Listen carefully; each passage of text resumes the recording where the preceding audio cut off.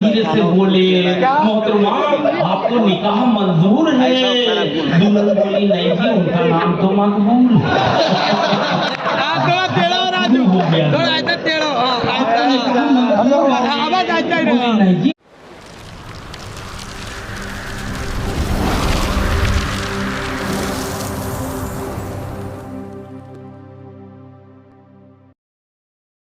उठी दुल्हन, किस कदर खूबसूरत जवान है आप, मुझको मरहूम इतने प्यारे थे, हूबहू मेरे भाईजान हैं आप। दोस्तों, मैं अनवर मखसूस साहब के इस किते के साथ दावत सुखन दे रहा हूं हमारे अहद के तंजो मजाक के एक ऐसे बड़े नाम को जिसने टीवी, रेडियो और मीडिया ने कितनी परफॉर्मेंस दी है। आसान खुशी साहब को तो आए अपने कलाम से नवाजें।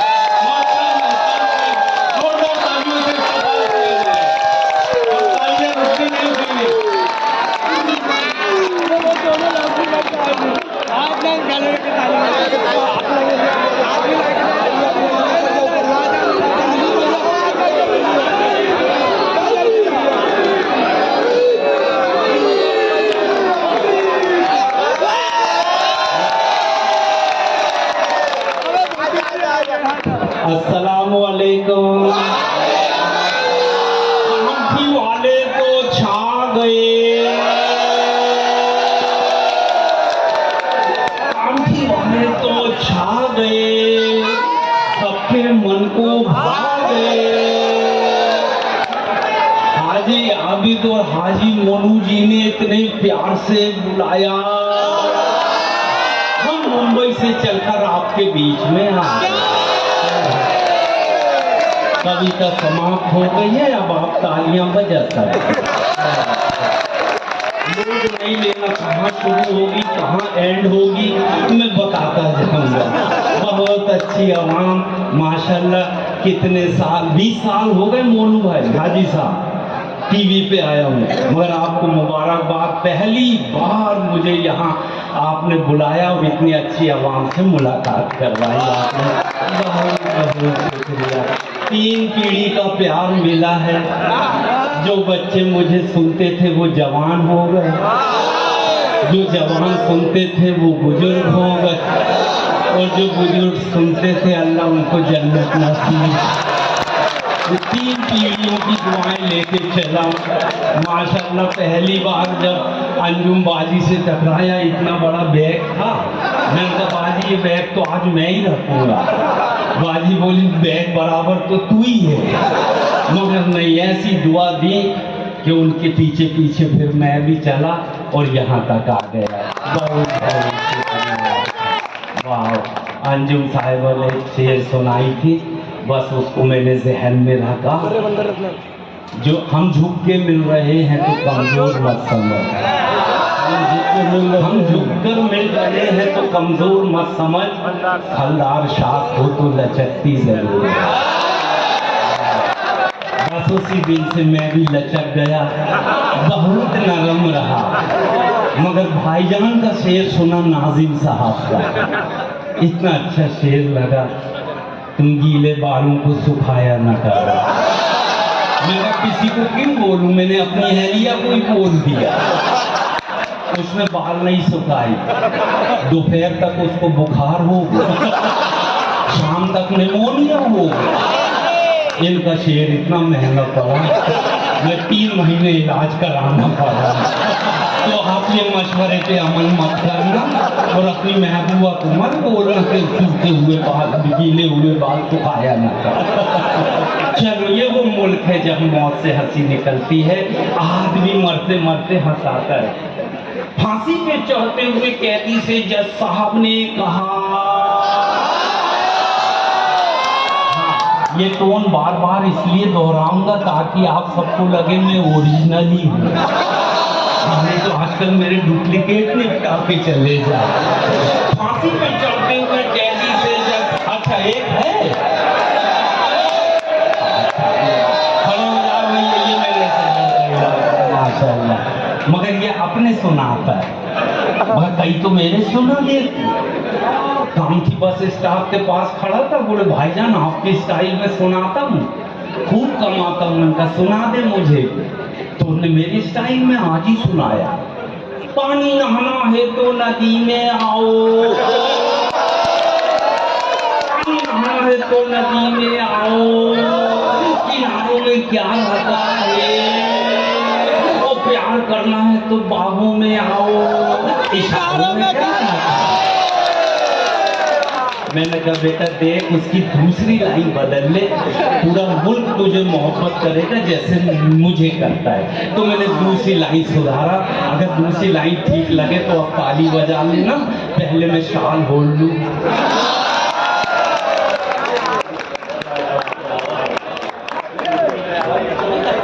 ये बहुत बहुत शुक्रिया। ये खरीद के लाए हो या वो वहाँ की दरगाह की, जहाँ की भी हो, बहुत बहुत शुक्रिया। मोहब्बत है आपकी, आपकी वहाँ पे भाईजान की दुकान है, बता रहे थे यही बेच रहे हैं। मैं कहते दूसरी लाइन सुधार, और मैंने अगर दूसरी लाइन ठीक किया है तो अब आप ताली बजाना। मैंने कहा देख पहली लाइन तो वैसे ही पढ़, अगर नहाना है तो नदी में आओ, किनारों में क्या रखा है, वो प्यार करना है तो देश को भी करो, ऐसी वैसी बातों में क्या है, प्यार करना है तो देश को भी करो, ऐसी वैसी बातों में क्या धक्का है। बहुत बहुत शुक्रिया। इतने इतने से बच्चे बैठे हैं, ये तहजीब सीख कर जाएंगे, मुशायरे में तहजीब मिलती बेटा। हाँ हमारे टाइम क्या ज़माना था चच्चा, जब अपने टाइम पे बच्चे पैदा होते थे, हाँ छोटे छोटे बच्चे, भोले भाले बच्चे, मासूम बच्चे। अब तो आजकल डायरेक्ट बाप पैदा होते, इस बात को निपटा दें पता नहीं। फांसी पे चढ़ते हुए कैदी से जज साहब ने कहा अपनी आखिरी ख्वाहिश बताइए, कैदी बोला मेरे बदले आप लटक जाएंगे। मौत से हंसी निकालने वाला बोल।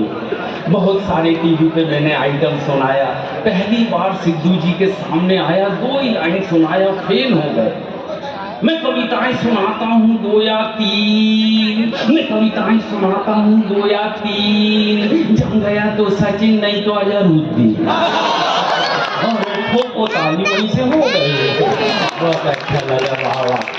ग्राहक चिल्लाया कमाल हो गया, कमाल हो गया, ग्राहक चिल्लाया कमाल हो गया, कमाल हो गया, साबुन से लुंगी धोया रुमाल हो गया। दुकानदार बोला खामोखा आंसू मत बहा, जब तू भी उसी साबुन से नहा, साइज बराबर हो जाए। क्या बात है, क्या बात। बड़ी मोहब्बत भैया। मैं बहुत फिर से शुक्रिया अदा करता हूँ आबिद ताजी साहब। वाह इतनी अच्छी महफिल और इतनी अच्छी आवाम के बीच आपने मौका दिए हैं। देखो हमारे दादा ने चचा 2 बातें सिखाई थी हमें, 3 बातें बताई। बोले बेटा ये 2 लाइन नोट कर ले, और ये टोन वहीं से आई, हमारे दादा ने सिखाया। इतना मीठा बोलिए, इतना मीठा बोलिए, जम के झगड़ा हुए। इतना मीठा बोलिए, जम के झगड़ा हुए, पर उससे कभी ना बोलिए जो आपसे तगड़ा हो। मैं उस दिन से नोट कर लिया, मैं उससे पंगा नहीं लेता। माशाल्लाह आप भी काफी तगड़े हैं। और दूसरी बात बोले बेटा नोट कर ले। मैंने कहा जी। बोले 2 लोगों से जिंदगी में पंगा मत लेना। मैं कहा कौन कौन? बोले एक तो डॉक्टर और दूसरा अल्लाह। मैंने कहा क्यों? बोले देखो अल्लाह नाराज होते हैं तो डॉक्टर के पास भेजते हैं, और डॉक्टर नाराज होता है तो इसलिए मैं 2 लोगों से पंगा लेकर। और तीसरी बात बोले बेटा चल, वो आपके लिए बोले, मेरे को 2 बातें मेरे लिए थी, तीसरी बात आपके लिए। उन्होंने बेटा जा आज से मैं तुझे दुआ देता हूँ, तेरे प्रोग्राम में तेरे आइटम में जो भी ताली नहीं बजाएगा उसे अगले जन्म घर घर जाके बजाना पड़ेगा। तो एक बार ये ज्यादा होगा, अब भाई मत बच। अब बहुत अच्छा लग रहा है माशाल्लाह। बहुत सारी बातें आपको सुनानी है और वक्त भी बहुत हो गया है, लेकिन फिर भी अच्छा ये 3 हमारा घर है दोनों। अच्छा 3 बज गए। मोहब्बत है हमारा अकबर पिक्चर के। हाँ आप तो भेष बदल बदल के आ रहे हैं, पीछे जाते दूसरे की चप्पल पहन के आ जाते। ये भी कमाल के आदमी है। बहुत अच्छा लग रहा है, बहुत अच्छा सुना आप सबने। जी। आपको नहीं लपेटेंगे, बस आप दुआ बनाए रखना, क्योंकि आपने बाजी को सुना इतने प्यार से। हाँ जी, तो बाजी ने भी आपको दुआ दी है। मौलवी साहब ने खुतबा किए जुम्मे का, देखो अच्छे काम करोगे जन्नत में जाओगे, है बच्चा, और बुरे काम करोगे तो जहन्नम। जहन्नम में आग ही आग है, एक लाइन में खत्म। अब जन्नत में क्या क्या मिलेगा उन्होंने लिस्ट गिना है। दूध की नदियाँ, शहद की नदियाँ, सोना चांदी के पेड़ पर्वत हैं, जो चाहोगे खजूर मिलेगी, अनार मिलेगा, सेब, लिस्ट ही नहीं खत्म हो रही। एक नवाब साहब को हुक्का पीने का शौक था, कह रहे हैं अब हुक्का आएगा, पूरी लिस्ट खत्म हो गई, हुक्का आया नहीं। तो नमाज पढ़ के सबसे पहले सीढ़ियों में बैठ गए। जब इमाम साहब आए तो उन्हें एक सवाल किए और उन्होंने जवाब दिया। सवाल बराए सवाल है, जवाब का मजा लिया। नवाब साहब ने मौलवी साहब से पूछा, क्या जन्नत में हुक्का पीने का इंतजाम है? नवाब साहब ने मौलवी साहब से पूछा, क्या जन्नत में हुक्का पीने का इंतजाम है? मौलाना साहब बोले, हुक्का तो मिल जाएगा मगर जहन्नम से आग लाना तुम्हारा था। मैंने वही जाना पड़ेगा, और जो जाएगा तो वो वापस नहीं आएगा। ये भी चीज हमने सीखी, बहुत अच्छा लग रहा है। मैं दुआएं देना चाहता हूँ आपकी इस मजलिस को कि आप सब में मिठास भूल जाए, बांसुरी और बीन की तरह। आप सब में मिठास भूल जाए, बांसुरी और बीन की तरह। वो लोग आपको भी प्यार करने लगे वैक्सीन की तरह। लेकिन वैक्सीन कहाँ से आया? वो उससे चाइना से। तो चाइना को भी आईना दिखाना पड़ेगा। तो चाइना वाले तो आज भी इसलिए शर्मिंदा हैं, चाइना वाले तो आज भी इसलिए शर्मिंदा हैं, यार कोरोना के बाद भी कामठी वाले जिंदा हैं। हाँ, चाइना वाले तो इसलिए भी शर्मिंदा है, यार कोरोना के बाद भी कामठी वाले जिंदा हैं। तो मैंने कामठी वालों की तरफ से जवाब दिया, सुन ले बेटा चाइना, तेरे लैब से निकले हुए सारे वायरस घूम फिर के तेरे ही पास जाएंगे। तेरे लैब से निकले हुए सारे वायरस घूम फिर के तेरे ही पास जाएंगे, और कीड़े मकोड़ों को खाने वालों एक दिन तुमको कीड़े मकोड़े ही खाएंगे। ताजी वजह ये काम की तरफ से मैंने देखा है। माशाल्लाह बहुत अच्छे लोग हैं जी। फरमाइश तो इतनी सारी, जैसी मेरी एक फिल्म आई थी बॉम्बे टू गोवा, किसने देखा? अरे माशाल्लाह,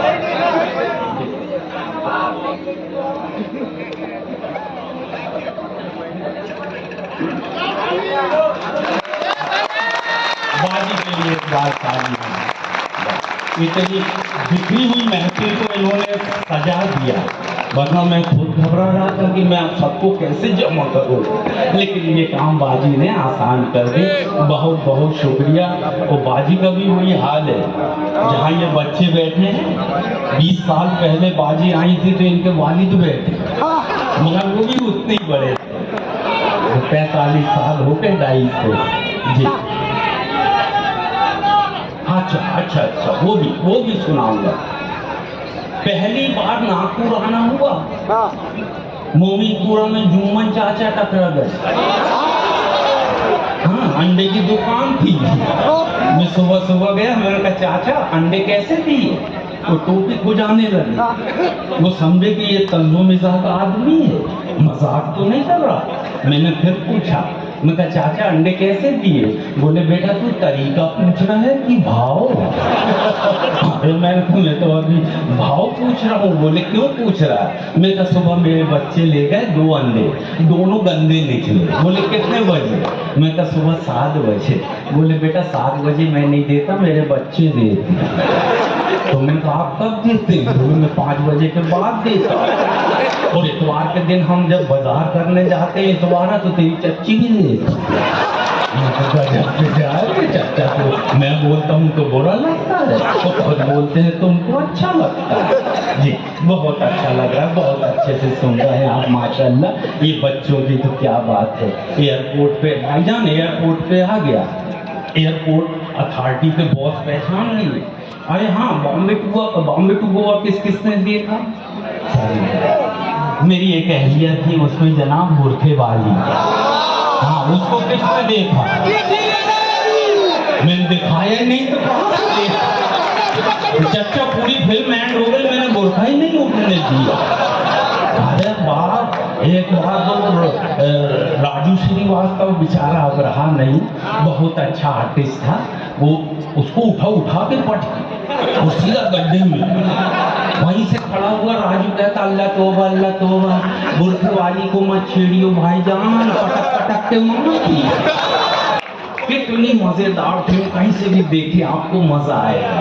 तो फिल्म में भी देखे बच्चों ने, बहुत अच्छा लगा। एक बार वो ट्रक लेके आई चलाते हुए, पैदल जा रहा, हॉर्न मारी, मैंने पलट के देखा, मैंने 2 लाइन बोला। मैं कहा जब तो कहूँ बेगम कहाँ जाके बैठी है? मारुति तो ट्रक में जाकर बैठी।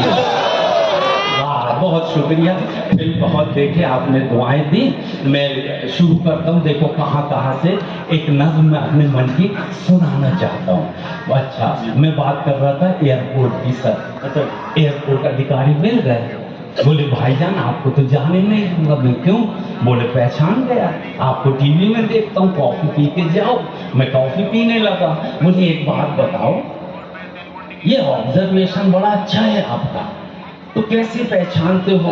ऐसा 50-60 महिलाएं सामने बैठे रहती हैं, तो इसमें कौन कौन शादीशुदा है? मैं कहा बहुत आसान है, जिसके गले में मंगलसूत्र लगा हो वो शादीशुदा। अच्छा, बोले अब इस तरफ देखो 500 आदमी बैठे हैं, आप कैसे पहचानो इसमें कौन कौन शादीशुदा है कौन कुंवारे? मैंने कहा तो उससे भी आसान। बोले कैसे? मैंने कहा जिसका मुंह मंगलसूत्र की तरह लगता है वो शादीशुदा। तो एक बार हंस दे और कुंवारा रहे आज कुंवारे बोलने का सबूत दे आप। माशाल्लाह, मेरी आदत ऐसा बंद के करने की है नहीं, मैं तो चल चल के सुनाता रहता हूँ, कभी इस तरफ जाता हूँ कभी इस तरफ जाता हूँ। आज बड़ा बंधा हुआ सा महसूस हो रहा है, कोई बात नहीं, मैं छूट जाता हूँ। ये मेरे को सब कुछ आता है, पहले मैं यही काम करता था। जी भाईजान, आपको माशाल्लाह टीवी पे बहुत देखा हूँ मैंने, मेरी तरफ से आपको क्या अच्छी निजामत की है माशाल्लाह। अरे आवाज भी अमिताभ बच्चन जैसी है और माशाल्लाह हाइट भी अमिताभ बच्चन। सही बोला तो ताली बजा दो। इतने अच्छे नाम आज के दिन में 5 या 6 जगह बुक होंगे, मगर ये कामठी आए सबको छोड़ के, तो ये कामठी की तरफ से मैं तहे दिल से आपका शुक्रिया। इंटरनेशनल आर्टिस्ट हैं। एक और बैठे हैं जिनके टिपारे में बहुत सारे सांप हैं, अभी ये भी आने वाले हैं, इनके पास सपूली भी हैं सांप भी हैं। और मेरे को तो एक शेर में बता रहे थे एहसान भाई, सबसे ज्यादा सांप तो आस्तीनों में हम ही ने पाले। तो मेरे को पहले पता लग गया था ये सांप है, या बाद में पता लगा कि आस्तीन के अंदर जो बैठा है वो तो वो अभी तस्रीह करेंगे आके माशाल्लाह। इनको बहुत तजुर्बा है, बिना दीन के कई सांप इनके टिपारे में अंदर, अभी इनको भी सुनेंगे।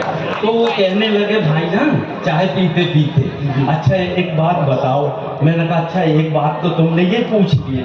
बोले तुम उर्दू बोलते हो, हिंदी बोलते हो, एयरपोर्ट में तो सब इंग्लिश चलती है, अच्छा तो काम कैसे चलाते हो? मैंने कहा आप काम बताओ हम चला लेते हैं। बोले यहाँ एक एयर होस्टेज होती जो सेवा करती है सर, उसको तुम लोग हिंदी में क्या बोलते हो? मैंने कहा हवाई सुंदरी। तो बोले फिर टीचर को क्या बोलते हो? मैंने कहा पढ़ाई सुंदरी। तो फिर नर्स को क्या बोलते हो? मैं कहा दवाई सुंदरी। मैंने कहा वाइफ का नहीं। अच्छा मेट को क्या बोलते हो? मैं कहा सफाई सुंदरी। मैं कहा वाइफ का नहीं पूछना। बोले क्यों? मैं कहा लड़ाई सुंदरी। अच्छा ये सब हंस रहे हैं जो जानते हैं। बहुत इतने इतने से बच्चे वहाँ खड़े, पॉपकॉर्न की मशीन लगी है, पॉपकॉर्न ऐसा फटाफट उचटते हैं, बच्चे भी उचट रहे हैं, उसी रिदम में नाच रहे हैं। एक बच्चे को पकड़ के लाया, मैंने कहा बेटा ये गरम तवे पे पॉपकॉर्न क्यों उचटता है?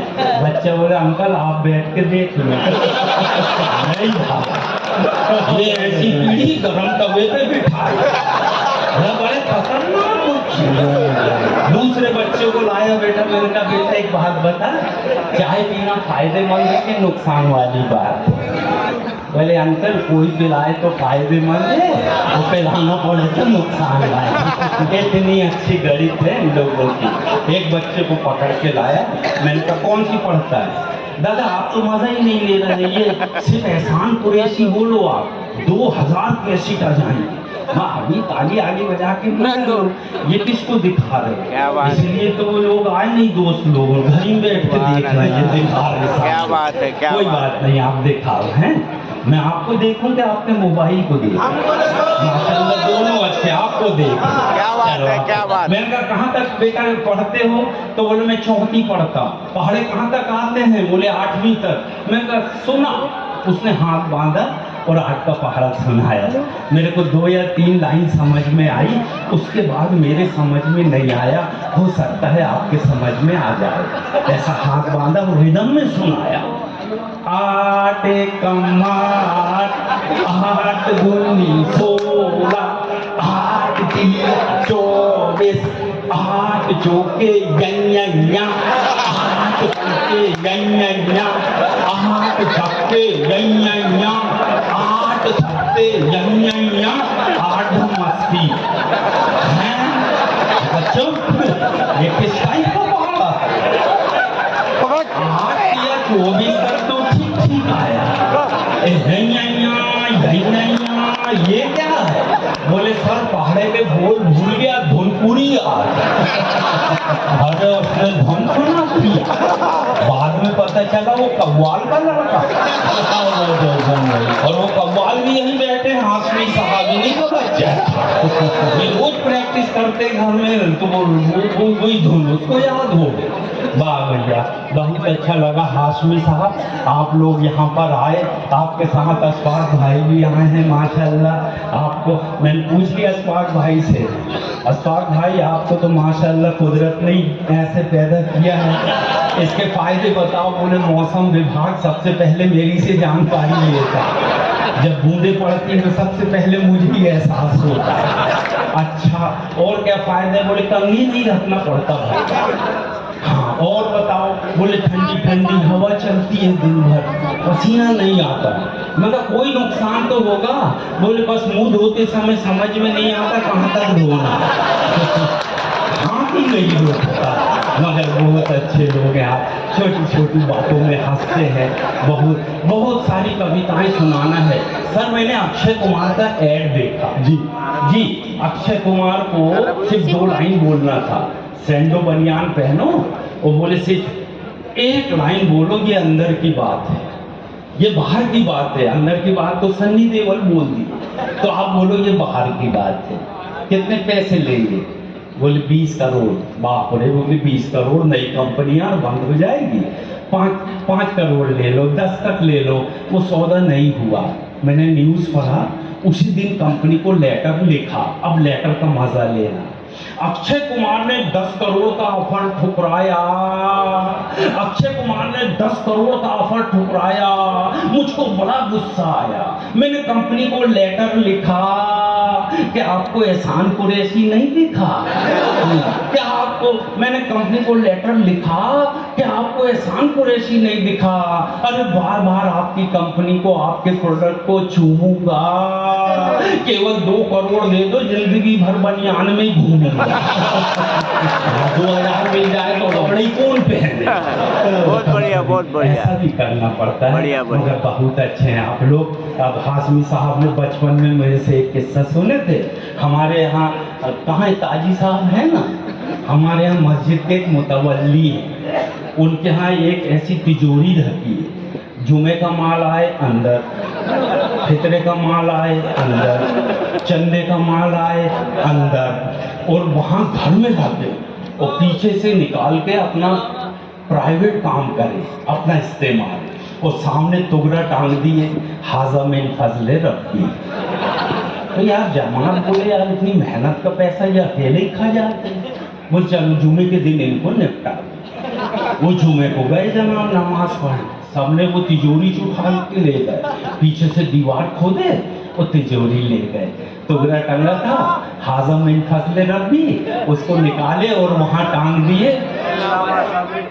इन्नल्लाह मा साबिरीन, बेशक अल्लाह सब्र करने वाला। बेटा बैठ जाओ दोनों, वो पीछे नहीं दिख रहा, बैठो बैठो। नहीं नहीं बैठो, हम मिलते रहेंगे। तू ऐसा बड़ा फ्रेम कर दे, तेरे लिए थोड़ी आए, हम आवाम के लिए आए। ताली बजाओ, उनको बिठा लो, बैठो तो। हाँ बैठो, तुम तो अपना धंधा कर रहे हो, रिकॉर्ड करोगे, मोबाइल से पैसा कमाओगे, लेकिन मेरी कंपनी जब वो ठोकेगी तो तब समझ में आएगा जब तुम्हारा यूट्यूब बैन हो जाएगा, क्योंकि तुमसे एग्रीमेंट नहीं हुआ। हमारा हाजी साहब, क्यों हाजी साहब, सिर्फ पढ़ने का हुआ, रिकॉर्डिंग का नहीं हुआ। सब बताया तो परमिशन दो। हाँ चलो, अब आखिरी हिस्सा रह गया जनाब जी। उनकी तिजोरी ले गए, हाजम बिन फजली का, हाजम बिन फजले रब्बी वाला वो टुकड़ा ले गए, वहाँ लिख दिए इन्नल्लाह मा साबिरीन, बेशक अल्लाह सब्र करने वालों के साथ है। वो थानेदार के पास आए, इत्तेफाक से थानेदार खान साहब, उनने किससे सुन रखे थे ये आवाम का पैसा खाते। बोले साहब देखो इतनी मेहनत का पैसा था, ले गए, और एक टुकड़ा टंगा था वो ले गए, हाजम बिन फजले रब्बी, और ये टांग दिए इन्नल्लाह मा साबिरीन। खान साहब ने सिपाही को बुलाया, इधर आओ, ये तीसरा टुकड़ा टांग के आओ। उसमें लिखा था इन्ना लिल्लाहि व इन्ना इलैहि राजिऊन, जिसका माल था उसी ने ले गया। तो बजाओ क्या हुआ, अच्छा लगा। बचपन का किस्सा मैंने सुना दिया। चलिए एक नज़्म सुनाता हूँ। आज से 1985 की है सर, 35 साल पहले की नज़्म।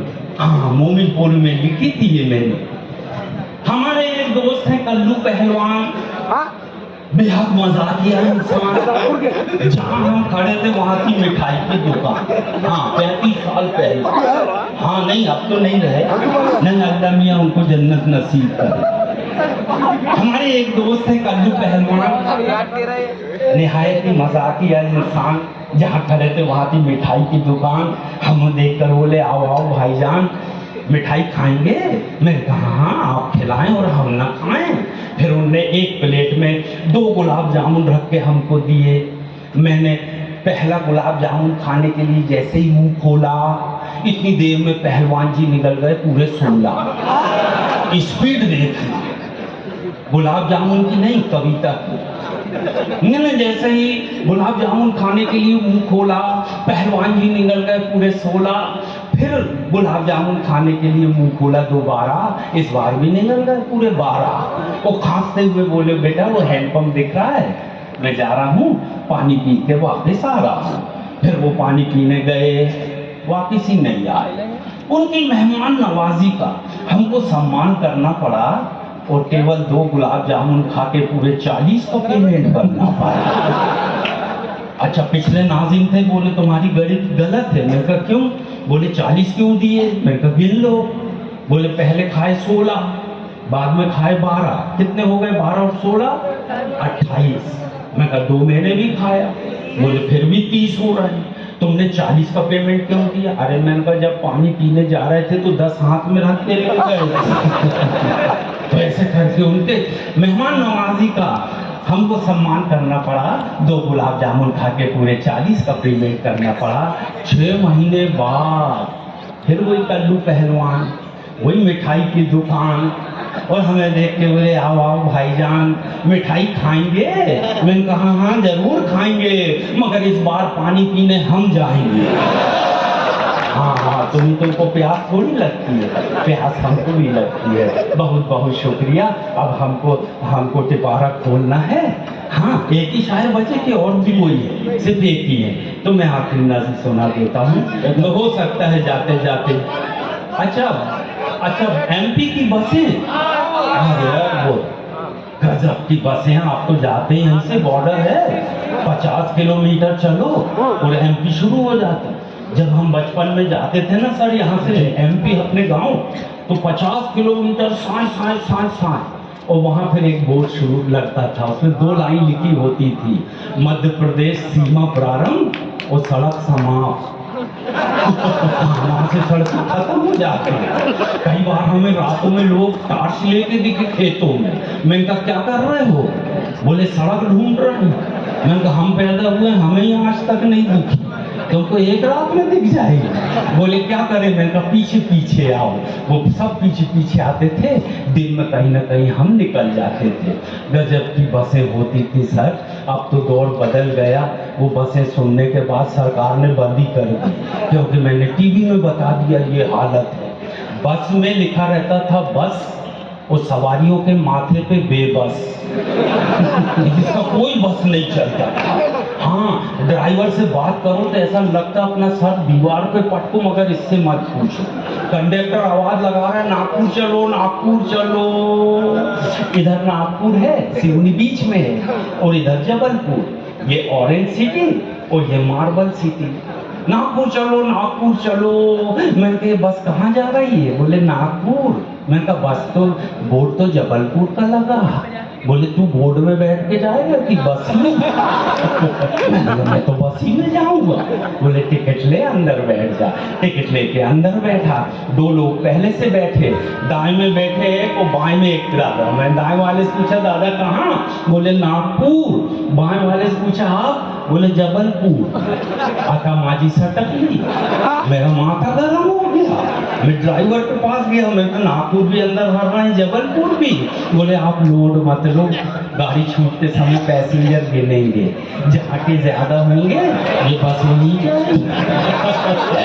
ऐसी बसें 4 घंटे लेट आई राज परिवहन की बस, सवारियों से भरी हुई ठसाठस। कंडक्टर छत में बैठकर टिकट बना रहा था और ड्राइवर खड़े होकर गाड़ी चला रहा। अब उसकी सीट में खुद 5 आदमी बैठे, वो कहाँ बैठे? ब्रेक मारता है तो कांच फोड़ के बाहर हो जाता। देश का पहला ड्राइवर जो खड़े होके चलाता है। ये मध्य प्रदेश की बसें हैं। मैं राजस्थान गया जनाब, पूरी बस खाली, ड्राइवर कंडक्टर बीड़ी पी रहे हैं और सारे मुसाफिर ऊपर छत में बैठे। मैंने कहा अजीब बात है, हमारे महाराष्ट्र एमपी में बस भरती है, जब हम ऊपर आते ये तो सारे ऊपर में बैठे। बोले भाईजान ये राजस्थान के लोग हैं, इनको ऊंचाई पे बैठने की आदत है, ये ऊंट समझ के बैठते। मैं भी बस को ऊंट जैसे चलाता हूँ। बस के बहुत सारे किस्से, बहुत सारी बातें कभी बताऊंगा, लेकिन एक नज्म आखिरी सुना देता हूँ। सिर्फ 3 मिनट की नज्म सुन ले। एक निकाह हो रहा था सर, एक नया इस्तेमाल। 2 दुल्हन हैं, एक पढ़ी लिखी है और एक थोड़ी सी कम पढ़ी लिखी है। तो पहली कम पढ़ी के पास गए मौलवी साहब, तो झगड़ा हो गया। निकाह की तमाम तैयारियां करते हुए मौलाना साहब ने रजिस्टर खोले और दुल्हन को धीरे से बोले। निकाह की तमाम तैयारियां करते हुए मौलाना साहब ने रजिस्टर खोले, दुल्हन को धीरे से बोले मोहतरमा आपको निकाह मंजूर है? दुल्हन बोली नहीं जी उनका नाम तो मकबूल है।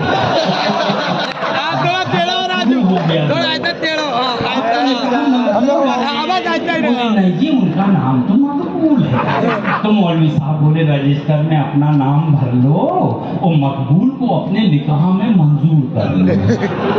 दुल्हन ने घूंघट खोली, वो गुस्से में बोली मौलवी साहब आपने भी क्या मंजूर की रट लगाई है? आप समझते क्यों नहीं? मंजूर दरअसल मकबूल का छोटा भाई बीड़ी सिगरेट पीता है और कैसे कैसे जीवन जीता है। मेरी वालिदा ने भी मकबूल को पसंद किया, आपने मंजूर का नाम क्यों लिया? मैं अपने वालिद से नहीं डरी, आपसे क्या डरूंगी, मैं तो मकबूल से ही करूं।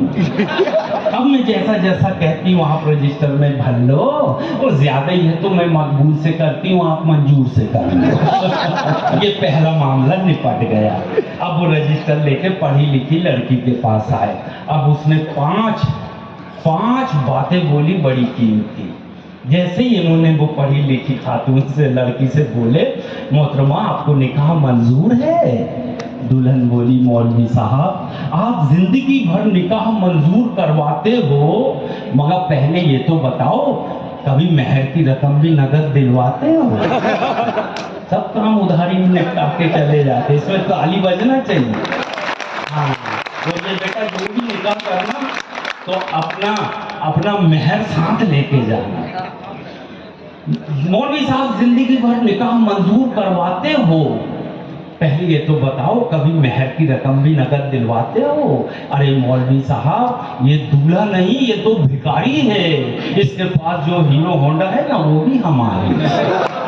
जिंदगी में आई ये मुसीबत को टाल नहीं सकता, और जो हमसे कपड़े और जूते मांग कर पहने वो हमें पाल नहीं सकता।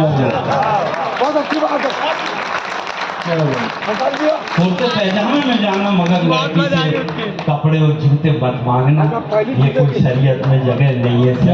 महर उसका हक है मगर कपड़े और जूते हक। जोरदार तालियां भाई के लिए, क्या अच्छा मैसेज देकर जा रहे हैं, बहुत ही शानदार। जिंदगी में आई किसी मुसीबत को ये टाल नहीं सकता, जो हमसे कपड़े और जूते बांध कर पहने वो हमें पाल नहीं सकता।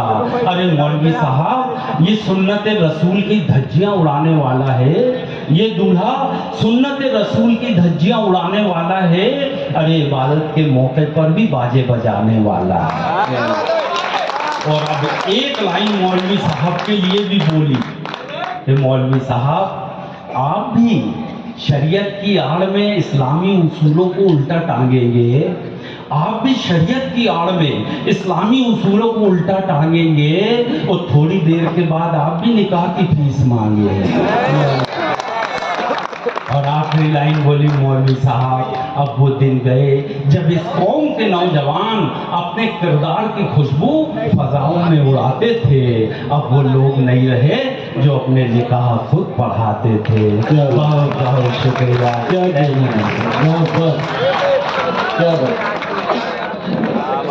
जहाँ से बिगाड़ा था वहाँ से मैं सुधार देता हूँ, क्योंकि यहीं से हमको सांप का पिटारा अच्छे से दिखाई देगा। जी बहुत बहुत शुक्रिया। दोस्तों ये थे मोहतरम एहसान कुरैशी साहब जो आपकी समातों को गुदगुदा रहे थे। माशाल्लाह दोस्तों, अभी एहसान कुरैशी साहब और इतने थाने में सिपाही नहीं तमाम होंगे, शायरी और जितने मुखबिर तेरी बस्ती में निकल किस्से, आएंगे। फनी किस्से आप लोगों ने सुने, और भी हिंदुस्तान के मशहूर शायर यहाँ पे तशरीफ लाए, तमाम की रिकॉर्डिंग मैंने की और आप लोगों के खिदमत में पेश की। अगर आप लोगों को ये शायरी का प्रोग्राम अच्छा लगा तो लाइक शेयर और तेरी इज्जत ज़माने में ये माना काम से चलिए होगी। अल्लाह हाफिज़।